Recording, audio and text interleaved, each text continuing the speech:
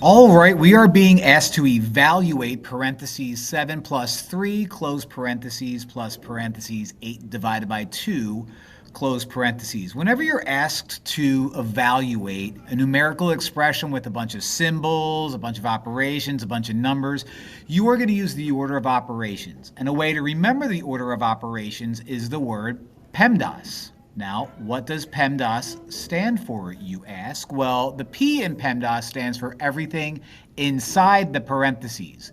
E stands for exponents. M and D stand for multiply and divide left to right. Now, that doesn't mean you always multiply first or divide second. That just means you go left to right, and if you see multiply or divide, go left to right in that order. Same thing with A and S. That means you add or subtract left to right. Doesn't mean you always add first.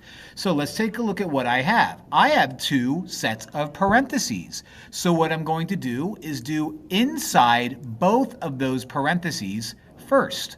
So inside this parentheses, I have 7 plus 3, which is 10. Inside this parentheses, I have 8 divided by 2, which is 4. Then all you have is just a plus sign kind of lingering there. Now that takes care of parentheses, and there's no exponents, and what I have left is no multiplication or division. It's just an addition problem. So 10 plus 4 is 14, and that's actually my answer. We're done.